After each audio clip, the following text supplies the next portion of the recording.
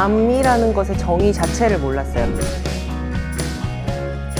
누구나 암에 걸릴 수 있다. 다르게 보지 말자라는 시각을 가지자는 거죠.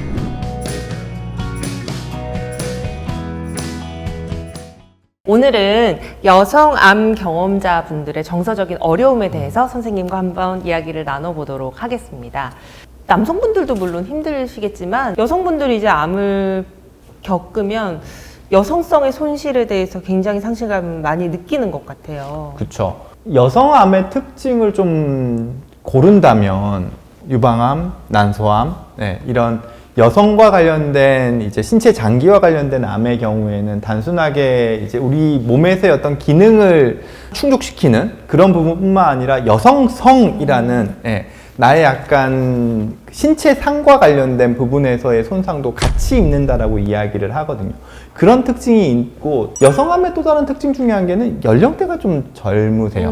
다른 일반 암에 비해서 특히 여성암은 조금은 더 젊은 연령층, 뭐 40대, 50대에 발병을 많이 하는 걸로 되어 있기 때문에 젊었을 때부터 이 암에 대한 영향을 받는다는 것, 그리고 내가 남은 인생에서 암의 관리의 중요성이 더 커진다는 특징이 있는 것 같아요. 네.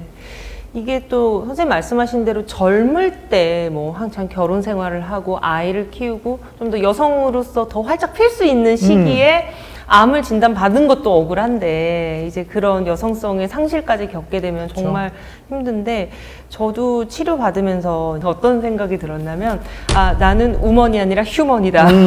정말 여성성이 그쵸? 없다라는 생각이 딱 네. 들으니까, 물론 더 어려운 치료를 받으신 분들이 있겠지만 저 같은 경우에도 그런 생각이 딱 드는 때가 있더라고요. 그러니까 유방암 같은 경우에는 만약에 유방 전절제를 하게 되면은 그걸 이제 어떤 식으로 재건할까에 대한 부분들, 그리고 이제 갑상선암 같은 경우에는 목의 상처가 좀 도드라지게 나타날 수 있다는 문제점이 있죠. 그리고 난소암 같은 경우에는 아무래도 나중에 임신과 관련된 부분에서 혹시라도 영향이 있지 않나? 그런 것들 때문에 받는 이제 정서적인 부분에서의 갈등, 나의 어떤 정체성과 관련된 고민들, 이런 것들이 있는 것 같고, 실제로 그렇다 보니까 이제 다른 암종에 비해서요, 여성암에서는 이제 암 경험자의 정서적인 측면에 대한 연구가 조금은 더 활발한 편이기도 해요. 그런 부분들에 있어서 이제 연령대가 젊기 때문도 있고, 워낙 여성암이 그런 부분에 수요가 좀 많기도 해요. 내가 암에 걸렸지만 나의 남은 삶을 그래도 내가 조금 이끌어 나가고 싶어, 그런 데서 도움을 받고 싶어, 나의 정서적인 걸 관리받고 싶어 라는 요구들이 있기 때문에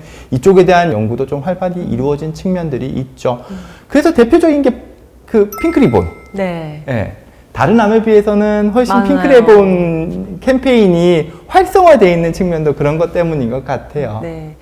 그러니까 여성성을 잃는 것도 힘든데, 이게 치료를 하다 보면 몸을 회복하면서 집안일까지 해야 된단 말이죠. 여자분들이 이제 그게 어려워요. 그쵸. 이제 가사 일과 관련된 부분에서 본인이 느끼는 일정 부분의 책임감, 그리고 육아 관련된 부분, 애를 돌봐야 되는 부분에 있어서는 또 엄마의 역할이 클 수밖에 없기 때문에 내가 암을 진단받고 치료하고, 그리고 그 이후에 이제 암을 관리해 나가는 영역에서 이런 부분에 대한 고민들이 가장 실질적인 부분일 거라고 생각은 들어요. 맞아요. 이상하게 집안일은 해도 끝이 없는 것 같아요.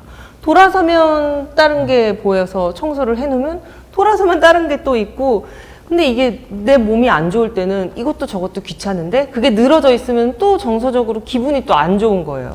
그래서 사실은 바람직하기로는 이제 내 아내가 혹은 우리 엄마가 암을 진단받고 치료받으면 얼마나 힘들겠어요, 그 과정이. 그러면 어떤 영역에서 도움을 주면 좋을까 고민하지 않을까요, 가족들이?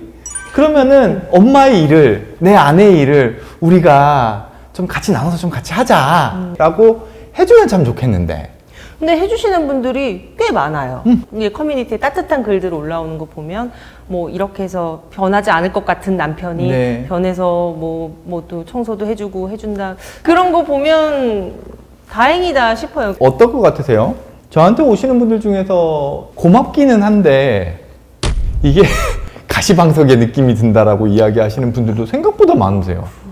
그럴 수도 있겠네요. 우리 가족이 집안일을 하고 있는 부분들에 있어가지고 아픈 내가 그거를 편안하게 못 바라보는 측면도 없지 않아 있는, 이게 약간 한국 어머니들이나 한국 여성분들의 약간의 뭐랄까요, 내 일이 아님에도 불구하고 예, 그걸 남이 하는 거에 있어가지고 부담스러워하기도 하는.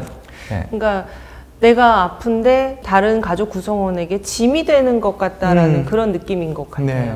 그런 특성 때문에 우리나라에 약간 독특한 암과 관련된 케어 서비스라고 해야 될까요? 그런 게 하나 생겨 있죠. 혹시 뭔지 아시겠어요? 저 모르겠어요. 암 요양병원이죠. 아, 요양병원. 네. 네. 암 요양병원에 여성분들이 들어가시는 경우가 상당히 더 많으세요. 근데 그 과정에 대해서 여쭤보면, 물론 내가 암을 치료받는 동안 내 몸을 좀 더 편안하게 하고 내 건강관리를 좀 더 잘하기 위한 측면도 있지만, 내가 집에 있으면서 생기는 여러 가지 가사 노동에 대한 것들에서 조금은 더 편안하게 해방되고 싶어하는 욕구가 반영되어 있는 측면이 상당히 크다라고 생각을 하거든요. 요양병원 가면 밥도 주고 그쵸? 옷도 빨아주고. 그래서 뭐 암 요양병원에 대해 가지고 나쁘게만 이야기할 건 아닙니다만, 그러한 영역들이 생겨난 이유가 우리나라에서의 어떤 여성분들이 가지고 있는 가사 일에 대한 부담 때문이라고 하면 약간 씁쓸한 측면은 좀 있죠. 네. 그러니까 이런 가사에 대한 부담감만큼이나 육아에 대한 부담감이 있잖아요. 특히나 어린 아이들을 둔 이제 어머님들, 애들이 손이 한창 많이 갈 시기에 내가 체력이 안 돼가지고 못 봐주고, 이게 그쵸. 되게 속상해 하시더라고요. 제 주변에 그냥 건강한 이제 아이를 둔 엄마들 보면 아이 하나만 케어하는데도 너무 힘들어 하거든요. 근데 맞아요. 이게 항암하면서 막 수술하는데 다 낫지도 않았는데 아이를 못 안아주니까. 그리고 막 그런 얘기도 많이 하세요. 저 방사선 치료받는데 아이를 안아도 되나요? 이런 것도 좀 궁금해 실질적인 하시는 고민인 거죠? 네, 분들 많고, 이제 유방암의 경우 이제 수술을 하면 이제 한쪽 팔이나 이런 거는 이제 네. 당분간은 좀 조심해야 되는데, 부종도 생기기 쉽고 하기 네, 때문에. 이제 아이를 안아주고 싶은데 이게 힘들어서 그것 때문에 또 속상하다는 이야기도 맞아요. 있고요. 네.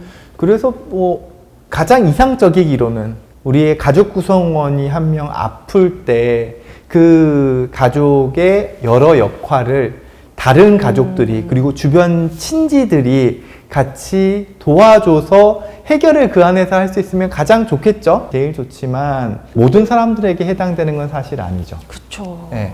다행히 우리 집의 남편이 시간적인 여유가 되게 많아요. 가정적이에요. 우리 애들이 되게 성숙했어요, 빨리. 그래서 자기 앞가림 혼자서 잘해. 우리 부모님이 여유가 있으셔서 그래도 잘 케어를 해주실 수 있으셔. 그런 경우를 다 기대할 수 있는 건 아니잖아요. 그래서 사실 필요한 거는 사회적인 지원 같은 것들이 되게 중요한 것 같아요. 저도 그게 정말 필요하다고 느끼는 게, 특히 어린아이들을 둔 이제 암 경험자 어머님들. 저는 아이가 없어서 잘 모르겠지만 어린이집 보낼 때 막 엄청 대기 걸고 그러지 그쵸. 않을까요? 네. 그런 거 조금 먼저 해주시면은 그럼 어떨까 싶어요. 진짜 실질적인 지원인 거잖아요. 그러니까 어떻게 보면 내가 애한테 내가 병에 걸려서 못 해주는 거에 대한 피해를 뭐 약간 보완해 줄 수 있는 사회적인 시스템, 이런 네. 것도 중요하고, 또 한 가지는 이제 가사일을 도와줄 수 있는 여러 가지 지원들. 외국 같은 경우에는 이제 사회단체 같은 데서 이제 암의 치료 중에 있는 엄마를 둔 경우에 그 집의 일을 도와주는 자원봉사, 이런 단체들이 있거든요. 그리고 육아와 관련된 것들도 충분히 있을 수 있다고 생각은 하고요. 그런 부분에 대한 사회적인 인식이 되게 중요하다는 생각을 해요. 암 경험자분들이 치료도 굉장히 중요하지만 그분들이 다시 일상으로 돌아가기 위해서는 어떻게 보면 가사 생활이라던가 육아 이런 부분이 좀 해결이 돼야 된다고 생각을 하거든요. 그래서 그런 부분들에 대해서 조금 더 관심을 가져주시고 어떻게 사회적으로 좀 도움이 될 수 있는 그런 진짜 정책들이나 이런 제도가 마련이 되면 정말 좋겠다는 생각이 듭니다.